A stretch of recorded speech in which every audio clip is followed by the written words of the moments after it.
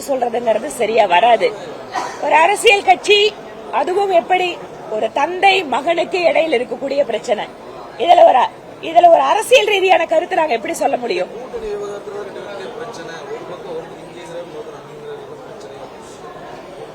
அதாவது கூட்டணி யாருடன் அவர்கள் சேர்வது என்பது அவர்கள் கட்சியினுடைய முடிவு.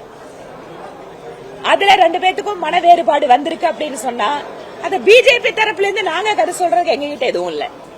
அது அவர்கள் அதை பார்த்து எப்படி வெளியில வராங்க, எப்படி அதை மாத்துறாங்கிறது அவங்க கையில இருக்கு.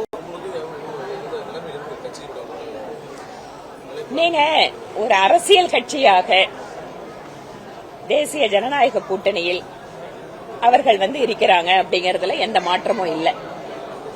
அதை எப்படி அவர்கள் அடுத்த கட்டத்திற்கு எடுத்து செல்கிறார்கள் பிஜேபி கிட்ட இல்ல, அது பாமக கிட்ட இருக்கு.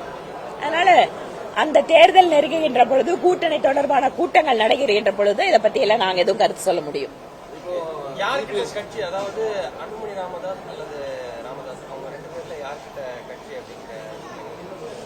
நான் தேர்தல் கமிஷன் இல்லைங்க, இல்ல நான் அந்த கட்சியினுடைய நிர்வாகி இல்ல. நான் இப்படி அதுக்கு பதில் சொல்றது? யார் அதுல எப்படி ஒருங்கிணைஞ்சு எல்லாத்தோட ஆதரவு எடுக்கிறாங்க, இல்ல எப்படி அந்த கட்சியினுடைய பலம் இருக்கு, யாருகிட்ட இருக்குங்கிறதல்ல, அது அந்த கட்சி தான் முடிவெடுக்கும்.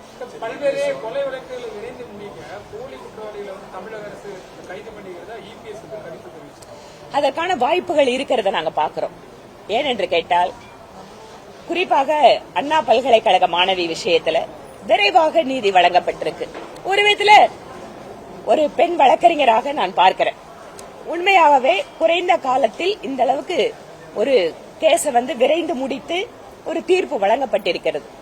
ஆனால் அதே சமயம் இந்த வழக்கினோட ஆரம்பத்திலிருந்து எல்லா அரசியல் கட்சி தலைவருக்கும் ஒரு சந்தேகம், யார் அந்த சார்?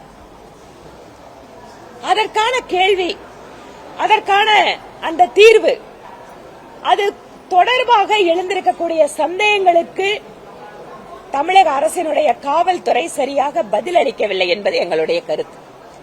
யாரையோ காப்பாற்றுவதற்காக யாருக்கோ ஒருத்தருக்கு தண்டனை கொடுக்கிறார்களா அப்படிங்கிற சந்தேகம் ஏன் வந்திருக்கிறது என்றால், ஆரம்பத்திலிருந்து இந்த வழக்கிலே பல்வேறு முக்கியமான நபர்கள் எல்லாம் அந்த குற்றவாளியோடு இருக்கின்ற புகைப்படங்கள், அவர்களோடு அவர்களுக்கு இருக்கின்ற உறவு, அது மட்டும் இல்லாமல் அவர்கள் போனிலே பேசிக்கொண்ட போது இருந்த வாசகங்கள், இவற்றை பற்றி எல்லாம் தெளிவான எந்த விளக்கமும் இல்லாமல் நாங்கள் நீதி கொடுத்து விட்டோம், தண்டனை கொடுத்து விட்டோம் என சொல்வது எங்களுக்கு ஒரு சந்தேகத்தை ஏற்படுத்தி இருக்கிறது.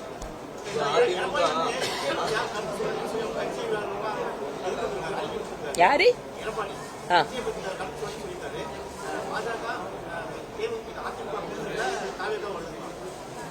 ஒரு கூட்டணியில ஒரு அரசியல் கட்சி வருதா இல்லையாங்கிறது எல்லாமே அது அந்தந்த காலகட்டம் வரும்போது தான் சொல்ல முடியும். அதனால அதிமுகவினுடைய கட்சி தரப்பிலிருந்து ஒரு பொதுச் செயலாளர் ஒரு அறிக்கை கொடுக்கிறாரு, இல்ல ஒரு தகவல் வந்திருக்குன்னு சொன்னா அவங்க கட்சி கொடுக்க இன்ஸ்ட்ரக்ஷன். இதை அதை முடிச்சு போடுறதா இல்ல அவங்க வருவாங்களா, இதுக்கு இந்த ஸ்டேஜ்ல நான் பதிலளிக்க முடியாதுங்க.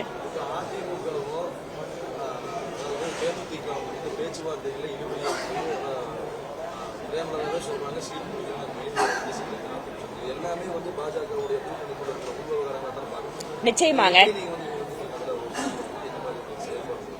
ஒற்றுமைப்படுத்துவோம், அதுதான் தேசிய ஜனநாயக கூட்டணி. அதனால தேர்தல் நெருங்குகின்ற பொழுது எப்படியெல்லாம் காட்சிகள் மாறுகின்றன அப்படிங்கறத நீங்க பார்க்க தான் போறீங்க.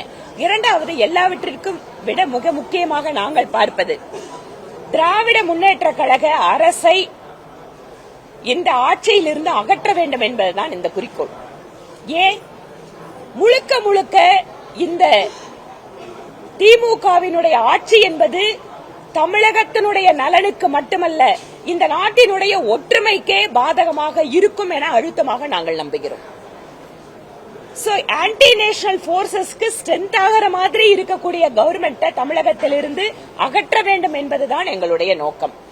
அதனால் அப்படி இருக்கின்ற பொழுது யாரெல்லாம் திமுகவை அகற்ற வேண்டும் என்று பேசுகிறார்களோ அவர்களெல்லாம் ஓரணியில் நிற்க வேண்டும் என்பது எங்களுடைய விருப்பம்.